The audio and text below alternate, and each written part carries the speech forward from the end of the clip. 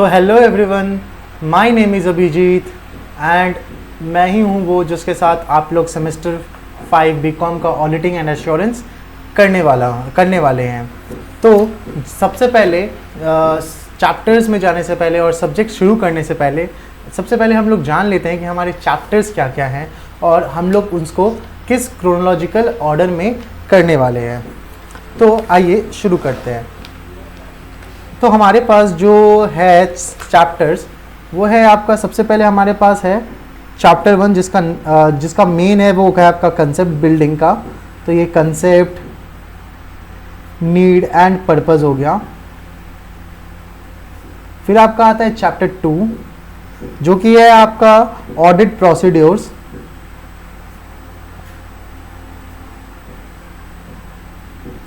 And techniques. इसमें हम लोग जानेंगे, इसमें ये चैप्टर्स का मेन एम है कि आपको प्रोसीड्योर्स और टेक्निक्स बनाने जिससे कि ऑडिट होता है। तीसरा चैप्टर है आपका audit risk and internal control. Audit risk and internal control. Fourth chapter जो हम लोग करने वाले हैं इसके बाद वो होगा आपका ऑडिट रिपोर्ट। इसके बाद हम लोग करेंगे आपका कंपनी ऑडिट।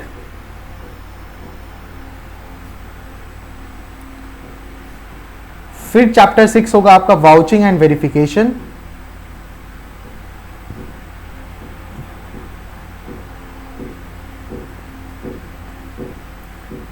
एंड लास्ट में आ गया आपका अदर मैटर्स।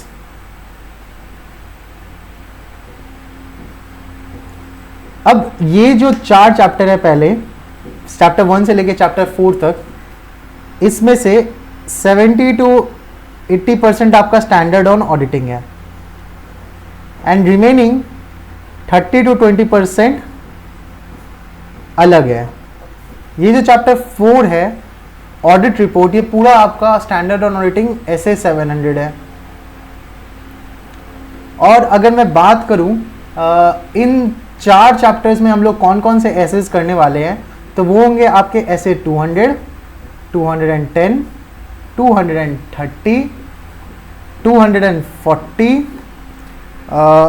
फिर आपका आ गया 300, फिर 500, फिर 520, फिर 530, 610 और 700 जो कि हमारा ऑडिट रिपोर्ट वाला स्टैंडर्ड ऑन ऑडिटिंग है। अब इतना तक करने के बाद आप मान लीजिए आपका 40 मार्क्स का सिलेबस कंप्लीट हो गया।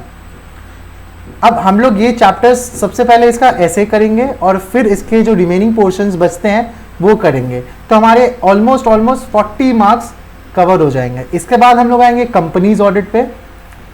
उसके बाद हम लोग वाउचिंग एंड वेरिफिकेशन करेंगे एंड लास्ट में ये अदर मैटर्स करेंगे अगर टाइम बचा तो। ये अदर मैटर्स आपका 10 मार्क्स का है। मैं आपको मोटा मोटी 80 to 90% ऑफ मार्क्स सिलेबस का कवरेज करवा दूंगा एंड अगर टाइम बचा तो हम लोग 100% का सिलेबस का कवरेज करके जाएंगे और कर लेंगे। तो ये रहा किस ऑर्डर में हम लोग पढ़ने वाले हैं एंड क्या पढ़ने वाले हैं। अब इसके बाद आते हैं कि ऑडिट क्यों करना है, ऑडिट ज़रूरी किस लिए है, ऑडिट किया क्यों जाता है। अब आप मान लो फॉर एन एग्जाम्पल कि ये एक इकोनॉमी है, यहाँ पे बहुत सारे बिजनेसेस ऑपरेट कर रहे हैं और ये बिजनेसेस बहुत खुश भी हैं। क्यों खुश हैं? क्योंकि इनको प्रॉफिट हो रहा है भयानक वाला। अब ये इकोनॉमी है तो यहाँ पे गवर्नमेंट भी है। गवर्नमेंट देख रहा है कि भैया इनको प्रॉफिट हो रहा है तो मुझे क्या चाहिए, मुझे टैक्स चाहिए। ये लोग चाहते हैं कि मैं टैक्स या तो ना दूं या तो कम से कम दूं, या तो ना दूं टैक्स या तो कम से कम दूं। तो उसके लिए ये लोग क्या करेंगे, ये लोग अपना फाइनेंशियल स्टेटमेंट्स, ये जहां पे जो ऑपरेट कर रहे हैं ये लोग अपना फाइनेंशियल स्टेटमेंट्स को मैनिपुलेट करेंगे, अपना एसेट्स को लोअर वैल्यू पे दिखाएंगे, कैपिटल एक्सपेंडिचर को रेवेन्यू में लेके चले जाएंगे और लॉस बुक कर लेंगे, या अपना प्रॉफिट एकदम नेग्लिजिबल दिखाएंगे कि भैया हमारे पास तो प्रॉफिट ही नहीं है, हम टैक्स कहाँ से दें आपको। अब अगर ये लोग टैक्स नहीं देंगे या कम टैक्स देंगे तो गवर्नमेंट का मेन सोर्स ऑफ इनकम होता है टैक्स से, जो बिजनेसमैन और इंडिविजुअल टैक्स देते हैं। अगर गवर्नमेंट के पास पैसा ही नहीं आएगा in the form of tax, तो गवर्नमेंट एक्सपेंडिचर जो होता है वो नहीं कर पाएगा या कम करेगा। इसके वजह से क्या होगा, इकोनॉमी में इंफ्रास्ट्रक्चर्स वीक होने लगेंगे। जैसे कि आपका रेलवे हो गया, रेलवे नेटवर्क नहीं उतना फैलेगा, रोडवेज उतना डेवलप नहीं होगा। क्यों? क्योंकि गवर्नमेंट के पास पैसे नहीं है कि वो खर्चे कर सके। अब इस चीज़ को देखते हुए गवर्नमेंट ने तीन इंस्टीट्यूशंस का इनकॉर्पोरेशन किया, जिसमें से एक है ICAI, एक है ICMAI और आपका एक है ICSI। अब ये जो ICAI है ये आपका होता है institute of chartered accountant of India, और ये प्रोड्यूस करता है CA। ICMA होता है institute of cost management accountant of India, और ये प्रोड्यूस करता है CMA। ICSI होता है institute of company secretary of India, और ये प्रोड्यूस करते हैं CS। अब ये जो CA, CS, CMA होते हैं, ये क्या करते हैं, ये जो फाइनेंशियल स्टेटमेंट्स इस कंपनी ने अपने हिसाब से बना के इसको मैन्युपुलेट किया था, इसको चेक करते हैं। इसको क्या करते हैं? चेक करते हैं। सारे फाइनेंशियल, ये तीनों के तीनों फाइनेंशियल स्टेटमेंट्स का चेक नहीं करते हैं। ये जो ICA वाले हैं ये डिफरेंट टाइप्स, ये जो तीन है ये different types of statutory audit करते हैं। जैसे कि ICAI वाले करते हैं फाइनेंशियल ऑडिट।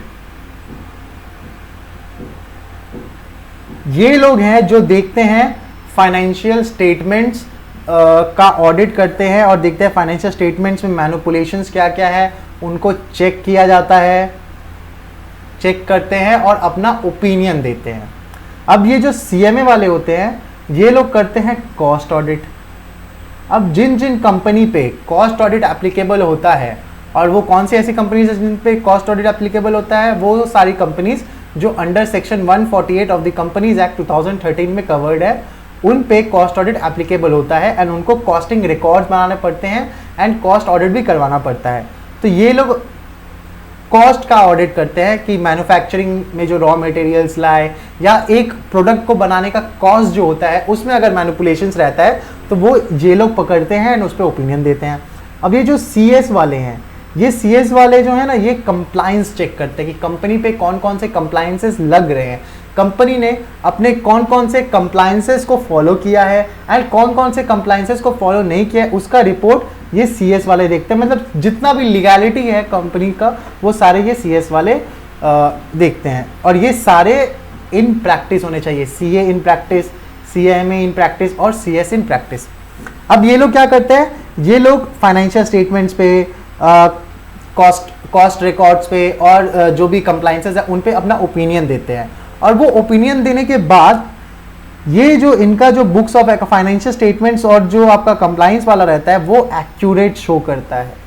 अब वो अगर एक्यूरेट शो करेगा तो गवर्नमेंट को टैक्स ज़्यादा जाएगा,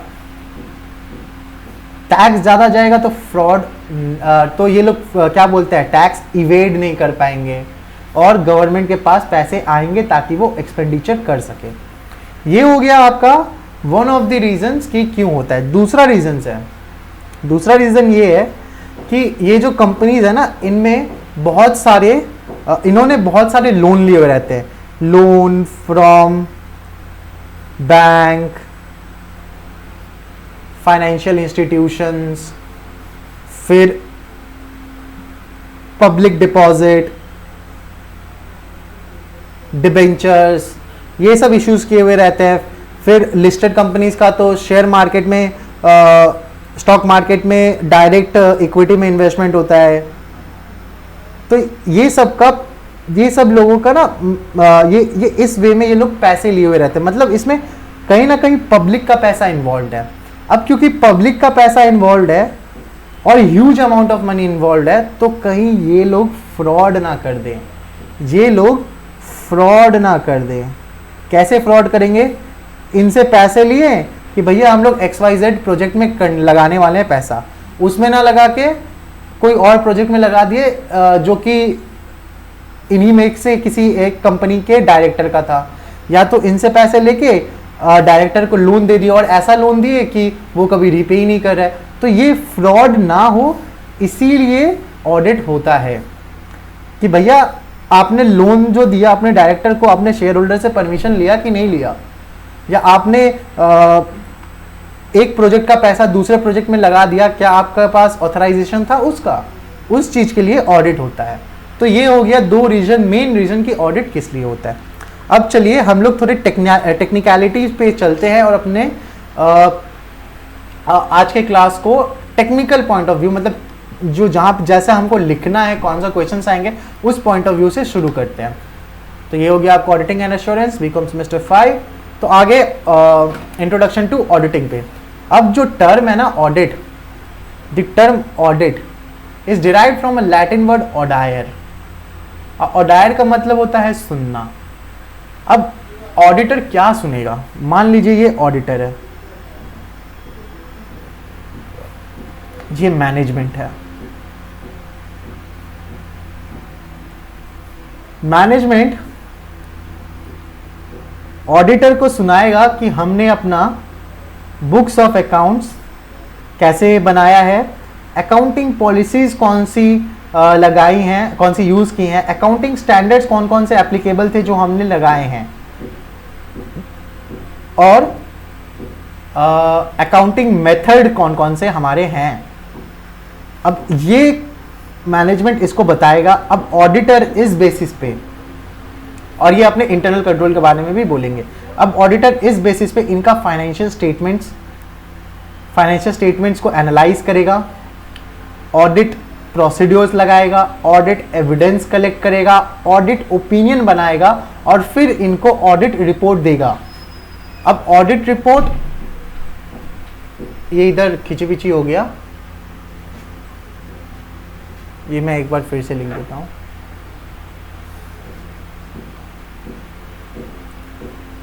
एक सेकेंड।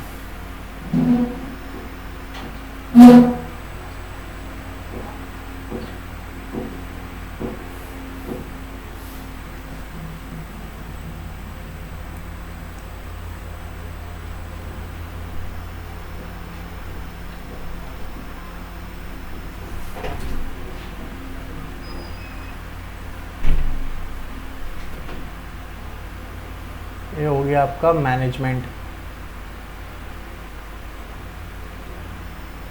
हाँ, तो फिर मैनेजमेंट जो है वो ऑडिटर को बताएगा कि उन्होंने बुक्स ऑफ अकाउंट्स कैसे मेंटेन किया है, अकाउंटिंग पॉलिसीज कौन कौन से लगाई हैं, अकाउंटिंग स्टैंडर्ड्स कौन कौन से एप्लीकेबल थे जो उन्होंने लगाए हैं, और उनका अकाउंटिंग मेथड क्या है, और अपने इंटरनल कंट्रोल के बारे में भी बोलेगा।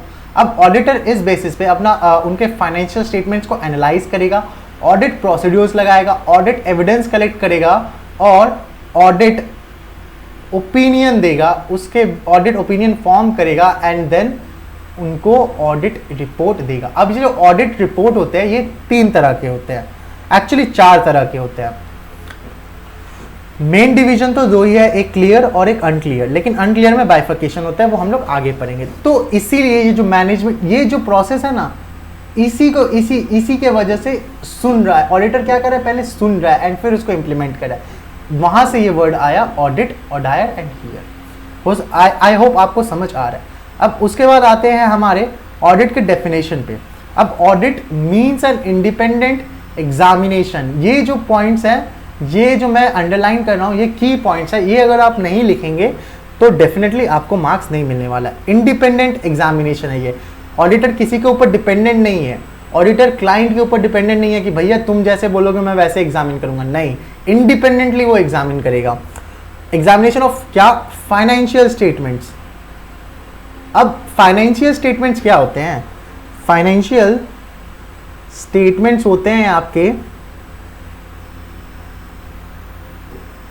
Trading and P&L account, balance sheet,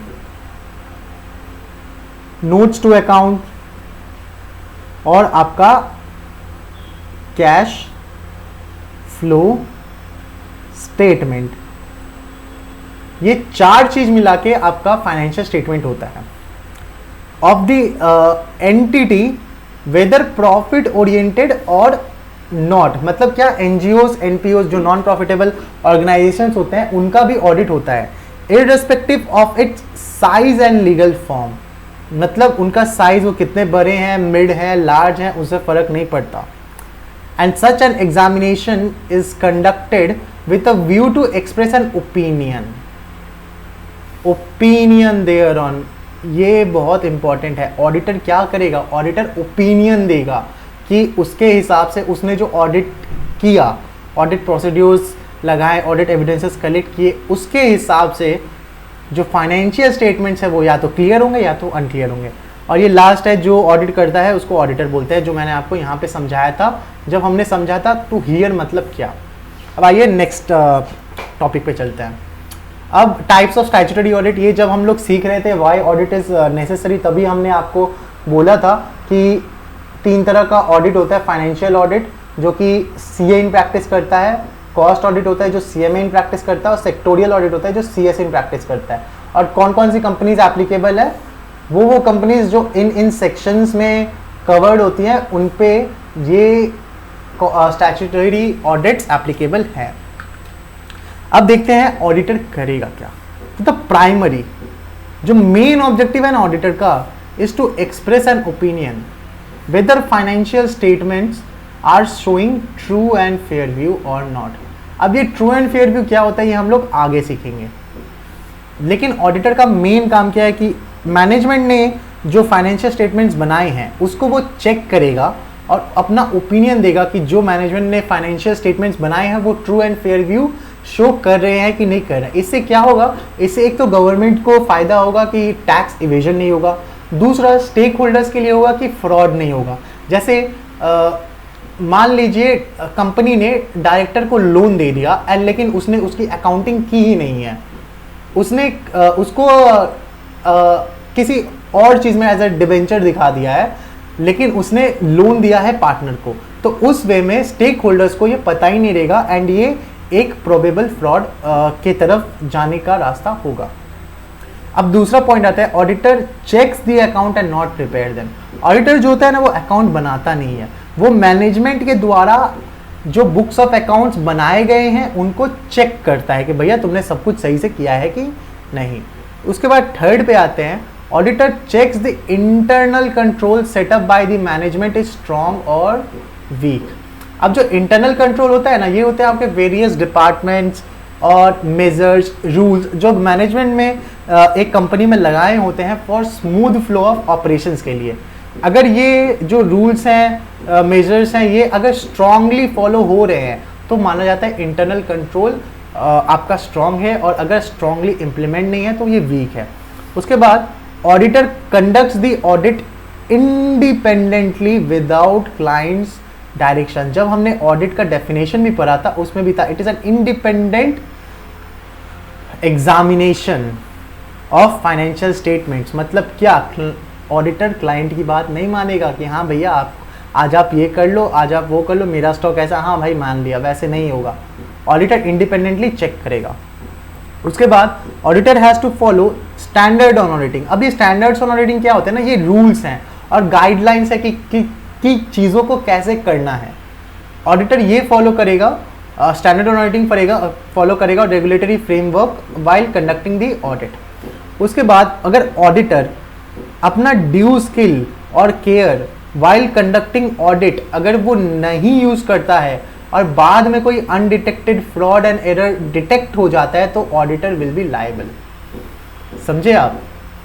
जैसे कि मान लीजिए एक एक्स लिमिटेड है और इसका ऑडिटर है मिस्टर ए। अब मिस्टर ए ने इसका ऑडिट किया लेकिन उसने ना ही बुक्स ऑफ अकाउंट्स ठीक से चेक किए, ना ही एनालिटिकल प्रोसीड्यूर्स लगाए,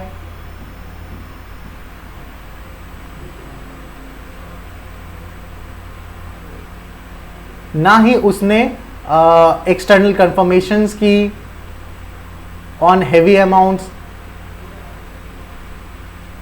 और बाद में एक्स लिमिटेड पकड़ा गया कि इसने घोटाला किया है, तो इस केस में मिस्टर ए भी लायबल होगा। क्यों? क्योंकि इसने सही से ऑडिट परफॉर्म नहीं किया था।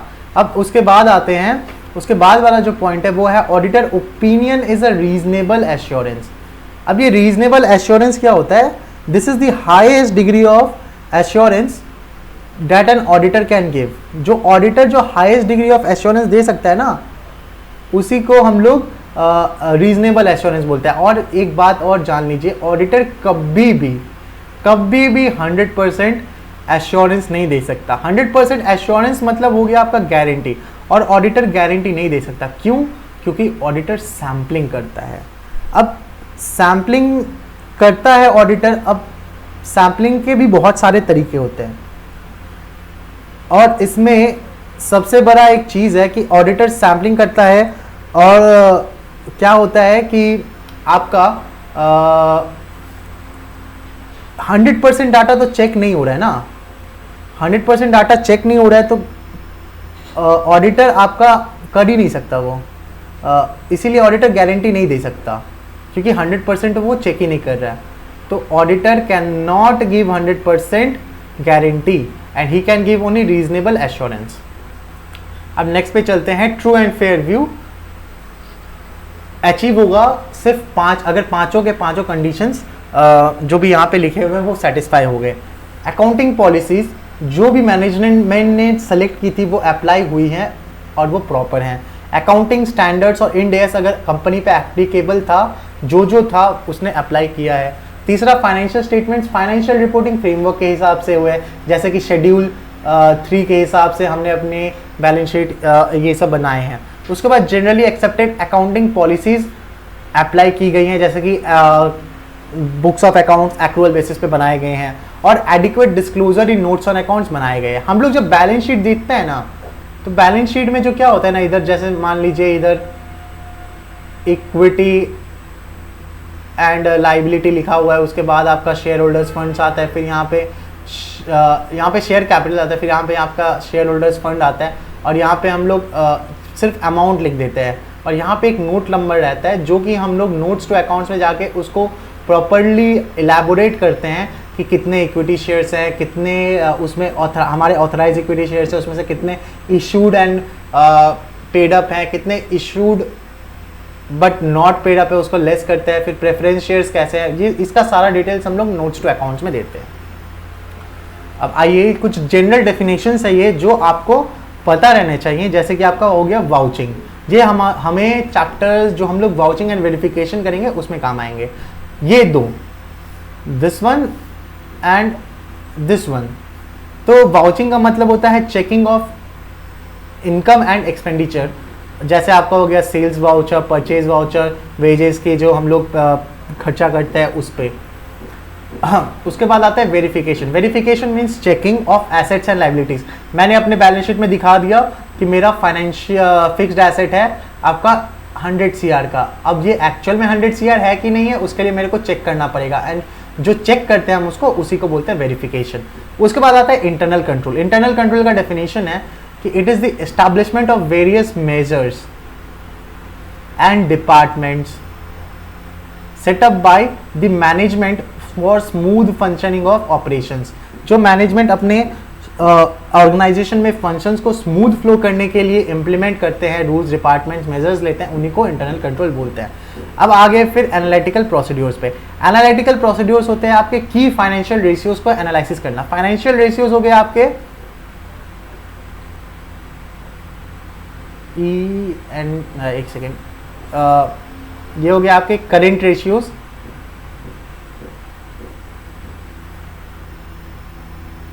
And quick ratio.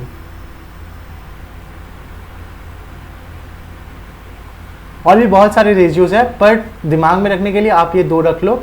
जब आप बीकॉम सेमेस्टर 6 में FM करेंगे, फाइनेंशियल मैनेजमेंट, उसमें एक चैप्टर है, उसमें एक सब्जेक्ट है फाइनेंशियल मैनेजमेंट बोल के, और उसका एक चैप्टर है रेशियोज बोल के।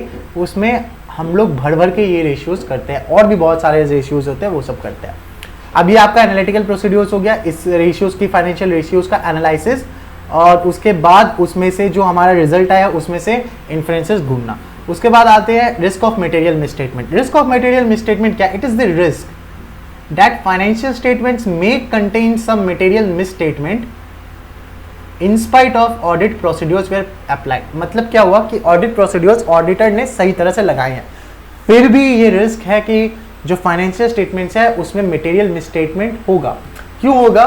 Due to the presence of inherent limitations of audit. और इनहेरेंट लिमिटेशंस ऑफ ऑडिट के वजह से risk of material misstatement can never be zero. क्योंकि ऑडिटर सैम्पलिंग भी करता है, 100% डाटा तो चेक करता नहीं है, क्योंकि इनहेरेंट लिमिटेशंस ऑफ ऑडिट है। ये हम लोग सीखेंगे ऐसे 200 में। उसके बाद आते हैं what do you mean by standard on auditing. ये आपका प्योरली थ्योरी है और ये आपको रटना पड़ेगा।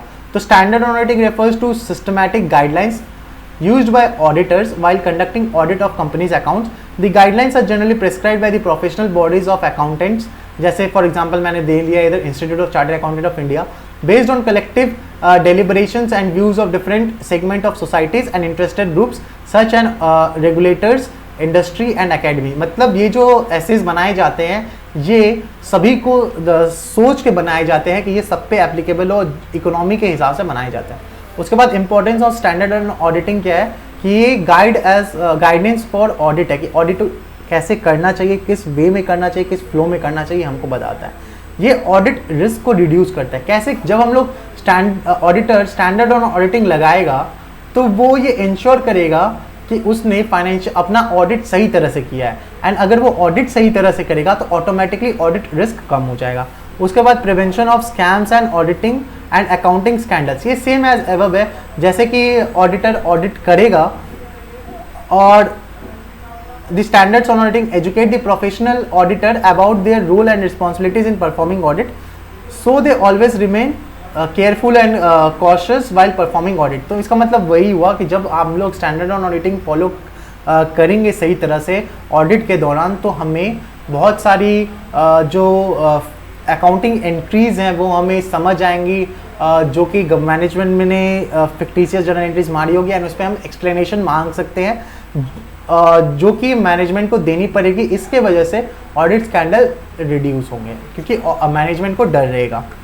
अब आते हैं ये देखने के लिए कि कितने तरह के ऑडिट रिपोर्ट होते हैं। ऑडिट रिपोर्ट मेनली 2 तरह के होते हैं, और अगर आप कंबाइन कर देंगे तो 4 तरह के होता है। एक जो 2 तरह के होते हैं वो है एक ये और दूसरा ये, और ये दूसरे के ही बाइफिकेशन है। तो पहला है आपका अनमॉडिफाइड, क्लियर, ऑब्लिक, अनक्वालिफाइड। ये है, ये जो हाईलाइटेड पोर्शंस है ना, ये आपके कीवर्ड्स है, ये लिखना अगर भूल गए आप तो आपको मार्क्स नहीं मिलेगा। तो आइए पढ़ते हैं। On the basis of sufficient appropriate audit evidences collected, the auditor concludes that financial statements are free from material misstatement. Auditor ने ऑडिट प्रोसीड्यूर्स लगाया, ऑडिट एविडेंसेस कलेक्ट की और उसके बेसिस पे उसने देखा कि जो फाइनेंशियल स्टेटमेंट्स है वो फ्री फ्रॉम मटेरियल मिसस्टेटमेंट है, मतलब उसमें कोई मटेरियल मिसस्टेटमेंट नहीं है, कोई झोल झपाटा नहीं है। तो वो क्या देगा? वो क्लियर रिपोर्ट देगा। अब अगर क्लियर नहीं दिया तो क्या देगा? मॉडिफाइड देगा। और मॉडिफाइड में क्या देगा? ये तीनों में से कोई भी एक दे देगा। आइए जानते हैं ये तीनों क्या है। एक है आपका qualified. On the basis of sufficient appropriate audit evidences collected, the auditor concludes that financial statement contains material misstatement which are material but not pervasive। pervasive मतलब होता है फैला हुआ हर जगह पे, डेटर में भी, क्रेडिटर में भी, कैश में भी, लाइबिलिटी में भी, सब जगह। यहाँ पे क्या हो रहा है कि auditor sufficient audit evidences collect करके ये बोल रहा है कि जो फाइनेंशियल स्टेटमेंट है वो मटेरियली मिसस्टेटेड तो है बट परवेसिव नहीं है। अगर परवेसिव नहीं है तो क्या होगा? क्वालिफाइड रिपोर्ट होगा। या फिर the auditor is unable to obtain sufficient appropriate audit evidences on items which are material but not pervasive. या तो ऑडिटर को उन आइटम्स पे जो कि मटेरियल तो हैं बट परवेसिव नहीं है, जो कि मटेरियली मिसस्टेटेड है बट परवेसिव नहीं है, उन ऑडिटर को सफिशिएंट एविडेंस नहीं मिला तो भी वो क्वालिफाइड देगा। उसके बाद आता है एडवर्स। नाम से ही पता चल रहा है एडवर्स। अब एडवर्स क्या है कि ये आपका मटेरियल मिसस्टेटेड भी है और ये आपका परवेसिव भी है, फैला हुआ भी है और मटेरियल मिसस्टेटेड भी है, तो ये आपका एडवर्स हो जाएगा। फिर disclaimer of opinion, auditor is unable to obtain sufficient appropriate audit evidences on the items which are material and pervasive. Material भी है आइटम, परवेसिव है, लेकिन ऑडिटर को सब ऑडिट एविडेंसेस सफिशिएंटली नहीं मिले तो क्या देगा वो, disclaimer of opinion. I hope आपको ये समझ आ गया होगा। ये जस्ट एक बेसिक क्लास थे आज का, और हम लोग कल से स्टैंडर्ड ऑन ऑडिटिंग शुरू करने वाले हैं अपने। हम लोग पहले सारे स्टैंडर्ड ऑन ऑडिटिंग कवर कर लेंगे, फिर जो रिमेनिंग पोर्शंस हैं फर्स्ट 3 चैप्टर्स के जो कि स्टैंडर्ड ऑन ऑडिटिंग नहीं थे उनको कवर करेंगे। हमारा अप्रॉक्स 40 मार्क्स का सिलेबस कंप्लीट हो जाएगा एंड फिर हम लोग रिमेनिंग चैप्टर्स पे फोकस करेंगे। तो थैंक यू, आई होप आपको ये क्लास पसंद आया होगा। Thank you very much, take care and bye bye.